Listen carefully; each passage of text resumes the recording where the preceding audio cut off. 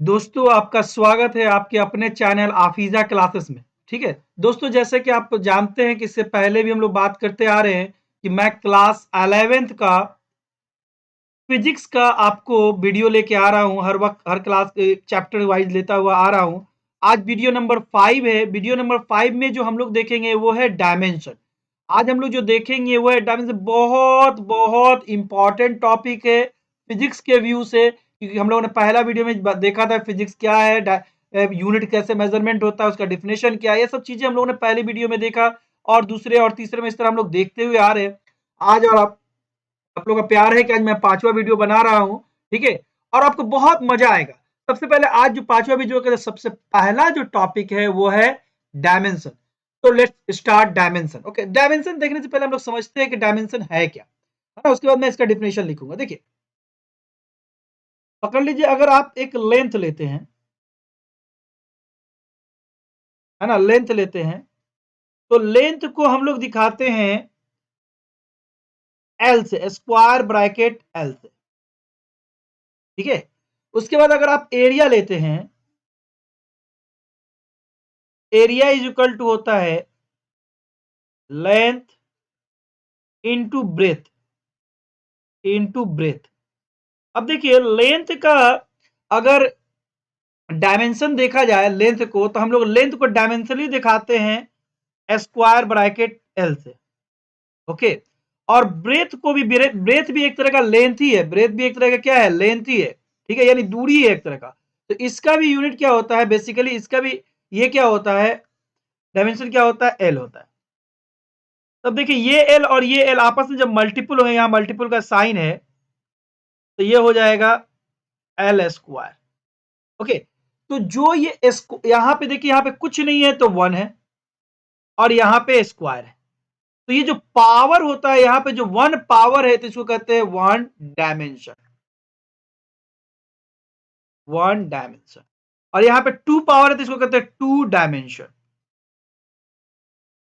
तो डायमेंशन का रिलेशन किससे है, पावर से। या नीचे में क्या है, उससे कोई लेना देना नहीं है, सिर्फ इसका पावर जो है उसी से हमारा लेना देना है। यानी डायमेंशन बेसिकली उसका रिलेशन किससे है, पावर से। डायमेंशन मींस पावर, कितना पावर। अगर मान लो मैंने ऐसे कर दिया वी स्क्वायर, मैं पूछू ये कितना डायमेंशन है, तो इसमें आपने पावर कितना देखा, 2, तो इसका डायमेंशन हो गया 2। अगर मैं कर दूं एल क्यूब, इसमें पावर कितना है, क्यूब, तो इसका डायमेंशन कितना हो गया, 3D हो गया। समझ में आ रहा। तो डायमेंशन का रिलेशन किससे है, पावर से। डायमेंशन का रिलेशन किससे है, पावर से। ओके, तो डायमेंशन जो है वो उसका रिलेशन है पावर से। जितना पावर होगा उसका मतलब उतना उतना डायमेंशन हुआ। चलिए, आप डायमेंशन का हम लोग फार्मूला डिफिनेशन लिखते हैं और उसके बाद आगे बात करते हैं।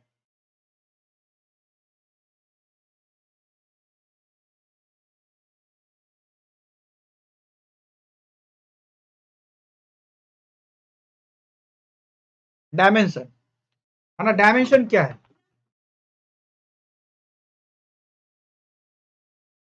The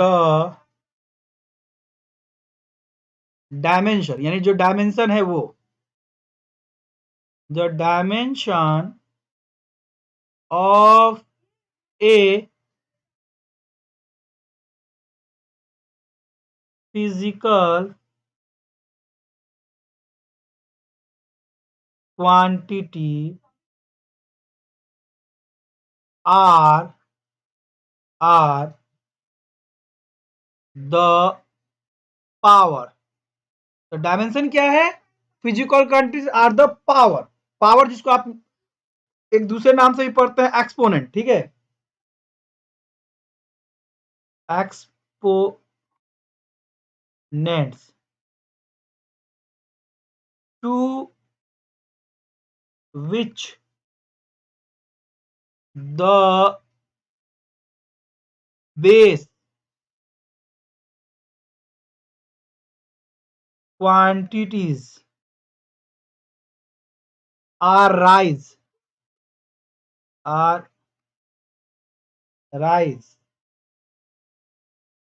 to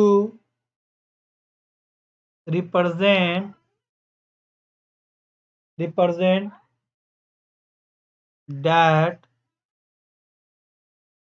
quantity। तो क्या है, डायमेंशन क्या है, पावर है, क्या है, पावर है, किस पे, बेस क्वांटिटी पे जो पावर होता है उसी को हम लोग क्या कर रहे हैं, dimension. The dimension of physical quantity of the power और exponent to which base quantity are raise, base quantity पे जो पावर राइज करता है, जो पावर रहता है, यानी डायमेंशन का रिलेशन अगर एक भाषा में कहा जाए तो उसके पावर से, बेस क्वांटिटी में जो पावर है या जो इसका एक्सपोनेंट है उसी से फिजिकल क्वांटिटी के बेस के पास जो पावर है उसी को उसका कहते हैं डायमेंशन। ओके, अब डायमेंशन दिखाते किसको, तो डायमेंशन दिखाते स्क्वायर ब्रैकेट में, दिस इज स्क्वायर ब्रैकेट। ठीक है, अगर मान लीजिए इस तरह हमने लिखा है, ये पकड़ लीजिए बेस क्वांटिटी है एल, ठीक है, और इस पे हमने लिखा है 0, इसका मतलब हुआ इसका डायमेंशन जो है 0 है। अगर मैंने बेस क्वांटिटी लिया है एल, इसमें पावर मैंने 1 रखा है, तो इसका डायमेंशन क्या हो गया, 1D। कोई दिक्कत, फिर अगर मैंने ऐसे लिखा है एल स्क्वायर, इस पे पावर कितना है, इस पे पावर है 2, तो इसका डायमेंशन हो गया 2D। समझ में आ रहा है, तो जितना पावर होगा वही इसका डायमेंशन। अगर मैंने एल क्यू लिख दिया तो इसका क्या हो जाएगा, डायमेंशन क्या हो जाएगा, 3D, यानी 3 डायमेंशनल हो जाएगा। ठीक है, तो जब भी हम लोग डायमेंशन का बात करते हैं तो उसके पावर, बेस क्वांटिटी पे क्या पावर है, यहाँ बेस क्वांटिटी क्या है, एल है, लेंथ, यहाँ बेस क्वांटिटी क्या है, एल लेंथ, यहाँ बेस क्वांटिटी क्या है, एल लेंथ। जरूरी नहीं कि हर बार एल ही हो, मैं एल लिखा हूं डेफिनेशन के लिए, जरूरी नहीं हर बार एल हो। तो वो जब स्क्वायर ब्रैकेट, इसको कहते हैं square bracket, this is called square bracket, this is called square bracket. इस स्क्वायर ब्रैकेट में जो फिजिकल क्वांटिटी रहेंगे उस पे जो पावर होगा, this is called dimension. So dimension is directly related to the power of the base quantity in a physical quantity। ठीक है, फिजिकल क्वांटिटी का जो बेस पावर होगा उसी को हम लोग कहते हैं डायमेंशन, उसी को कहते हैं डायमेंशन। ठीक है, अब देखिए कुछ बेसिक क्वांटिटी है उनका डायमेंशन देखते हैं। जो हम लोगों ने पढ़ा था 7 बेसिकल क्वांटिटी, उसी का डायमेंशन देते हैं, बेसिक क्वांटिटी, जिसको हम फंडामेंटल क्वांटिटी कहते हैं, उसका डायमेंशन देखने की कोशिश हम लोग कर रहे हैं।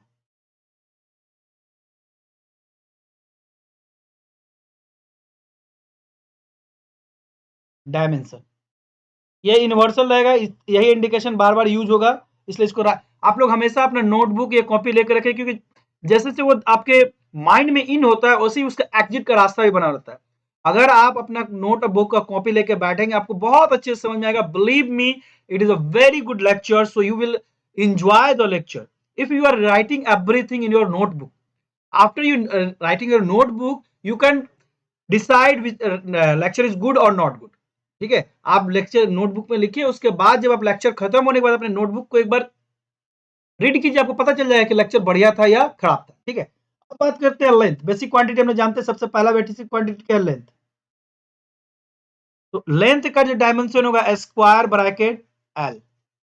फिर जो दूसरा बेसिक क्वांटिटी था मास, मास का जो ये डायमेंशन होगा स्क्वायर ब्रैकेट कैपिटल एम, सब एक कैपिटल में जा रहा है। ठीक है, टाइम, टाइम का भी होगा स्क्वायर ब्रैकेट कैपिटल टी। ये याद रखेंगे क्योंकि इसी पे सारा बनेंगे, क्योंकि ये क्या है, फंडामेंटल यही है। ठीक है, इसी पे सब बनने वाले हैं। तो आता है electric current, electric current, electric current का एम्पेयर। ठीक है, उसके बाद है ना टेम्परेचर या थर्मोडायनेमिक्स टेम्परेचर, सिर्फ मैं टेम्परेचर लिख देता हूँ, थर्मोडायनेमिक्स टेम्परेचर। टेम्परेचर इसका होता है कैल्विन, कैल्विन का होता है के। और मैंने आपको बताया था कि जब कैल्विन को जनरल भी देखते हैं तो उसमें डिग्री नहीं लगाते, जनरल कंडीशन में भी जाता है बिना डायमेंशन के, डिग्री नहीं जाता। फॉरेनहाइट में डिग्री होता है, सेल्सियस में डिग्री होता है, और कैल्विन में डिग्री नहीं होता। ओके, उसके बाद आता है ल्यूमिनस इंटेंसिटी। देखिए ये वाला आपको बहुत जरूरत पड़ेगा, लेंथ, मास, टाइम, ये तीन तो आपको समझिए फंडामेंटल, इसका तो मोस्ट इंपॉर्टेंट, इसका जरूरत तो पड़ेगा ही पड़ेगा। इसके नीचे वाला आप भूल भी जाएंगे तो उतना दिक्कत नहीं है, पर भूलिएगा नहीं। इसका ये मतलब नहीं है कि मैंने कहा भूल जाइए तो आप भूल जाइएगा, ऐसा मत कीजिएगा। आप बोलिएगा लेक्चर में लास्ट में कमेंट्स कर दीजिएगा, सर आप बोले तो भूल जाइए, तो मैं भूल गया, एग्जाम में मेरा हुआ नहीं। मतलब ये एक हम लोग का आइडिया, अनुमान बताते हैं कि नहीं ऐसा होता। ये तीनों मोस्ट इंपॉर्टेंट है, ये तीनों मोस्ट इंपॉर्टेंट है, ये सब भी आपको याद होना चाहिए, मगर ये तीनों मोस्ट इंपॉर्टेंट। उसके बाद टेम्परेचर, उसके बाद ल्यूमिनस इंटेंसिटी, उसके बाद आता है ल्यूमिनस इंटेंसिटी। हम लोग जानते हैं लाइट की जो होता है उसको ल्यूमिनस इंटेंसिटी के नाम से जानते हैं।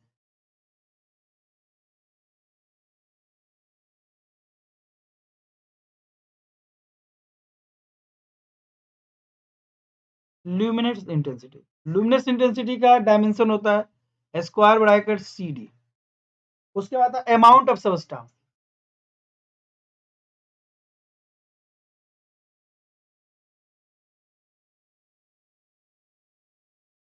सबस्टेंस अमाउंट ऑफ सबस्टेंस इसका होता है मोल और एम ओ स्मॉल एल, ठीक है।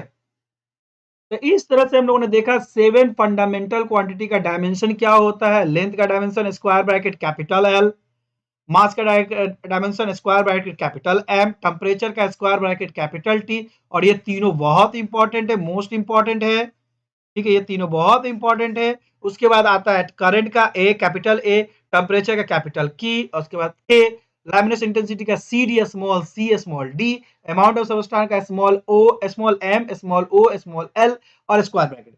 This is the this is the fundamental unit dimension, fundamental quantity, fundamental physical quantity dimension. Okay, अब आते हैं एनबी है नोट, ठीक है। मजा आएगा आपको, खूब मजा आएगा, आप एक बार देखते जाइए, आपको मजा आएगा, गारंटी है आपको मजा आएगा, ठीक है। डायमेंशन का रिलेशन किससे है? पावर से। ये याद रखेंगे कि बेस क्वांटिटी पे जितना पावर है वही उसका डायमेंशन है, ठीक है, ठीक है। तो हम लोग जब भी ये यूज करेंगे तो स्क्वायर ब्रैकेट ही यूज करेंगे, इस स्क्वायर ब्रैकेट को ही यूज करेंगे डायमेंशन के लिए।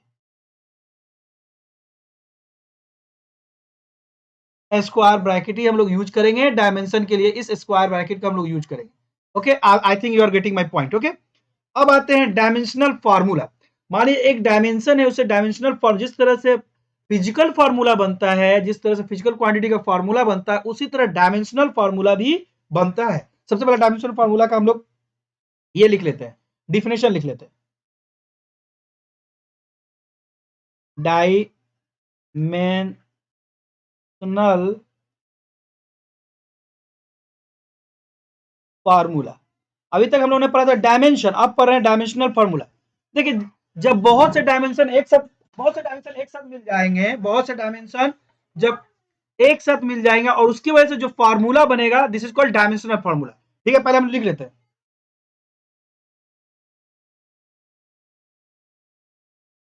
An expression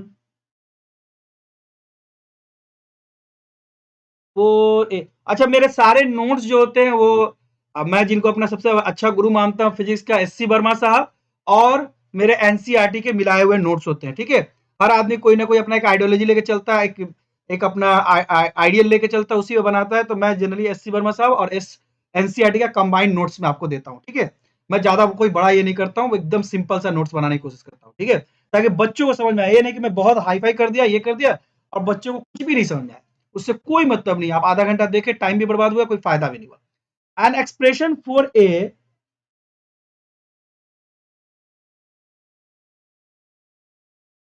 physical quantity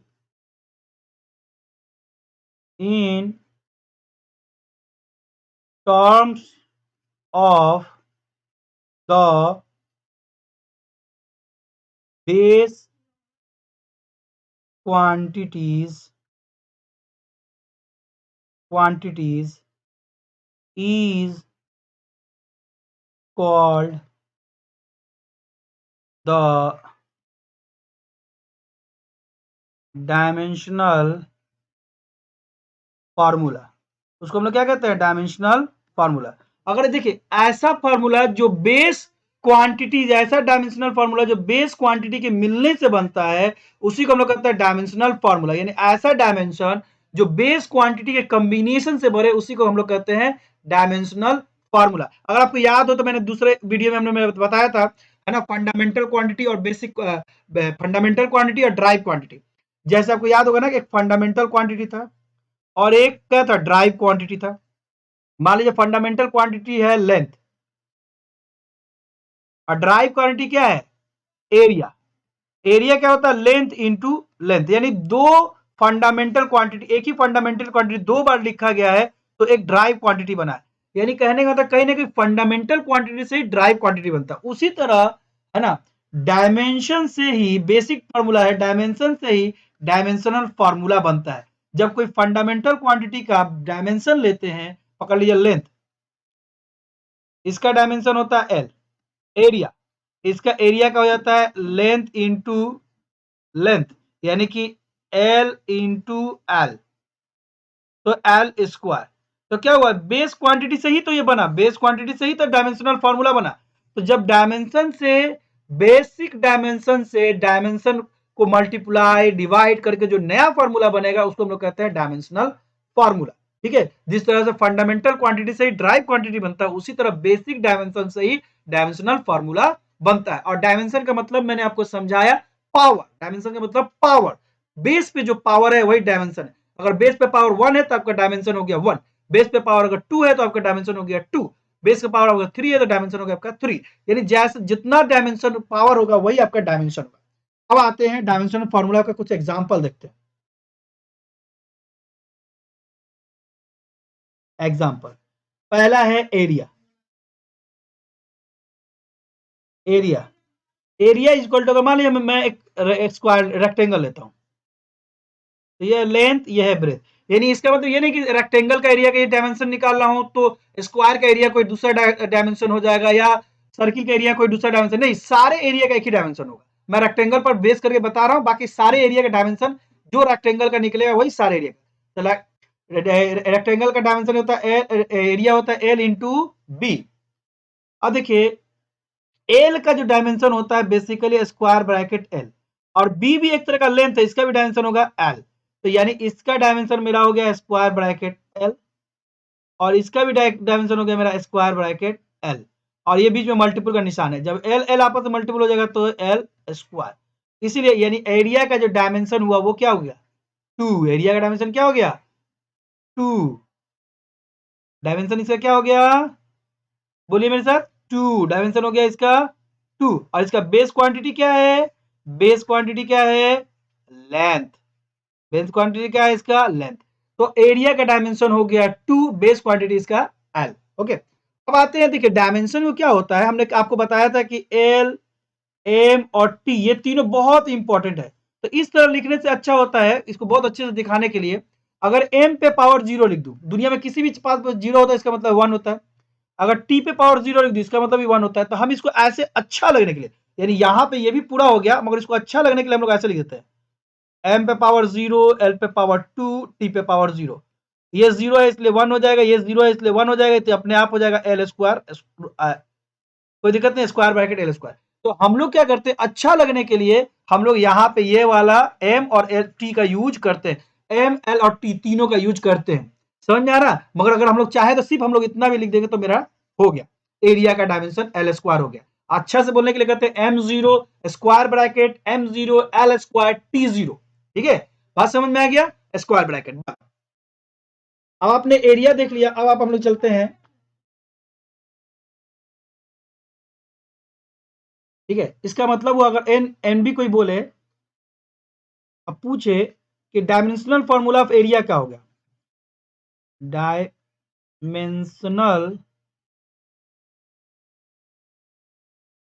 formula of area, तो एरिया का डायमेंशनल फॉर्मूला होगा स्क्वायर ब्रैकेट एल, मगर अच्छा लगने के लिए आप ये बोल सकते हैं am the power 0 L square T the power 0, यानी दोनों ही इसका फॉर्मूला है, कोई दिक्कत नहीं। अगर बोलेगा कि इसको पढ़ के बताइए, आप बोलेंगे, आप बोलेंगे dimensional formula of area, mass is 0, ठीक है, length into and time is 0। ठीक है, तो इस तरह से आप इसको पढ़ के बता सकते हैं। अब आते हैं एक बार वॉल्यूम देखते हैं, दूसरा एग्जांपल वॉल्यूम। देखिए वॉल्यूम में एक क्यूबाइड ले लेते हैं, हम पहले ही बोल दिए कि क्यूबाइड ले लिया वॉल्यूम, तो इसका मतलब ये नहीं होगा क्यूबाइड का क्यूब का अलग होगा, नहीं क्यूब का भी सेम होगा। इसका मतलब ये नहीं होगा कि स्फीयर का अलग होगा, नहीं स्फीयर का भी डायमेंशन सेम होगा। एक का वॉल्यूम निकाल रहे हैं तो जो उसका डायमेंशन निकलेगा सबका डायमेंशन सेम ही होगा, हर चीज का वॉल्यूम का डायमेंशन सेम होगा, चाहे वो वॉल्यूम स्क्वायर का, सॉरी, चाहे वो वॉल्यूम क्यूबाइड का हो, चाहे क्यूब का हो, चाहे स्फीयर का हो, चाहे सिलेंडर का हो, चाहे कोन का हो, सबका वॉल्यूम डायमेंशन सेम होगा। तो देखिए इसमें होता है अगर क्यूबाइड का लेते हैं तो length into breadth into height. Length भी एक तरह का लेंथ है तो इसका हो जाएगा एल, ब्रेथ भी एक तरह का एल ही है, और हाइट भी एक तरह का एल ही है, और तीनों आपस में मल्टीपुल में है, तो एल क्यूब। तो यानी वॉल्यूम का डायमेंशन क्या होगा, चाहे वो क्यूबाइड हो, चाहे क्यूब हो, चाहे कोन हो, चाहे स्पेयर हो, सब का वॉल्यूम का डायमेंशन क्या होगा, एल क्यूब, जहां पे बेस क्वांटिटी एल है और डायमेंशन उसका क्यूब है। कोई दिक्कत नहीं ना। अब आते हैं हम लोग फोर्स का। किसका आते हैं, फोर्स का।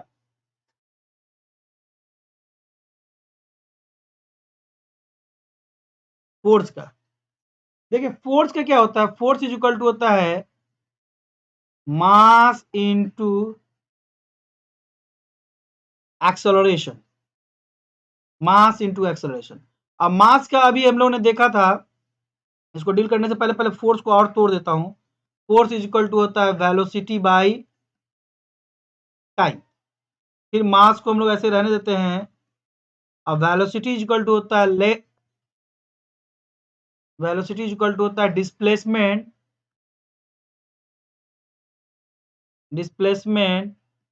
बाई टाइम, और नीचे में टाइम है, तो बेसिकली ये हो गया मास इनटू डिस्प्लेसमेंट, है ना, displacement divided by time into time. अब देखिए मास का भी हम लोगों ने डायमेंशन बताया है कैपिटल एम, डिस्प्लेसमेंट एक तरह का लेंथ है तो इसका हो जाएगा capital square bracket capital L, time का स्क्वायर ब्रैकेट कैपिटल टी, और फिर एक और टाइम है इसका स्क्वायर ब्रैकेट कैपिटल टी। यानी कहने का मतलब हमारे पास आ गया square bracket M into square bracket L divided by T का, एक टी थोड़ा सा ठीक से बना देता हूं, इसको जस्ट ये मिटा देता हूं, टी स्क्वायर ब्रैकेट टी का स्क्वायर। अब इसको सबको एक साथ ऊपर में कर देता हूं, तो M L T minus two पर चला गया तो माइनस हो जाएगा। तो फोर्स का जो डायमेंशन हो गया वो हो गया square bracket M L T minus two, this is the dimension of the force. ठीक है, तो डायमेंशन ऑफ फॉर्मूला फोर्स का क्या हो जाएगा, M L T minus two, जहां पे मास के लिए क्या है, मास का डायमेंशन यहाँ पे क्या है, वन, क्योंकि यहाँ पे कुछ नहीं है पावर तो वन। लेंथ का डायमेंशन क्या है, कुछ नहीं है पावर है तो यहाँ पे वन। टाइम का डायमेंशन क्या है, माइनस टू। तो जो इसका जो पावर है वही इसका कहलाएगा डायमेंशन। ठीक है, अब बता करते हैं कि डायमेंशन बहुत से होते हैं, डायमेंशन बहुत से होते हैं, बहुत अनलिमिटेड डायमेंशनल फार्मूला होता है, ठीक है, फिजिक्स में, है ना। अब आपको एक सवाल देते हैं, आप इसको घर पे ट्राई कीजिए, नहीं होगा तो मुझे कमेंट बॉक्स में बताइए, मैं आपको बना के बताऊंगा। ठीक है, क्वेश्चन है कैलकुलेट डायमेंशन या डायमेंशनल फार्मूला, डायमेंशन ऑफ पहला वेलोसिटी, अभी मैंने ऊपर में बनाया वही था, दूसरा एक्सेलरेशन,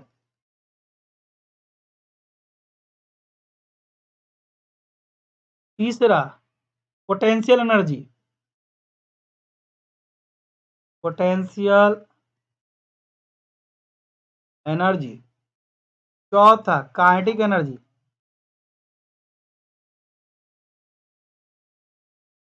एनर्जी, पांचवा एक्सेलरेशन ड्यू टू ग्रेविटी,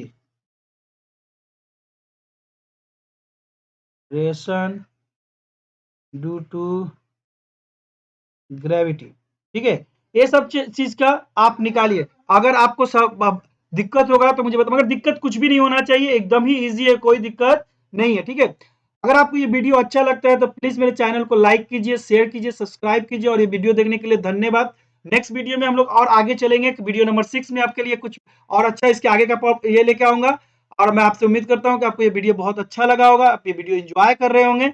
आज ये वीडियो यहीं पे हम लोग फिनिश करते हैं डायमेंशनल फार्मूला के साथ, आगे फिर इसको कंटिन्यू करूंगा, मैं पूरा ही वीडियो खत्म करने, पूरा सिलेबस खत्म करूंगा, धीरे धीरे धीरे, मैं धीरे धीरे ही पढ़ाता हूँ, बहुत स्पीड नहीं पढ़ाता हूँ। ठीक है, आपको मजा आएगा।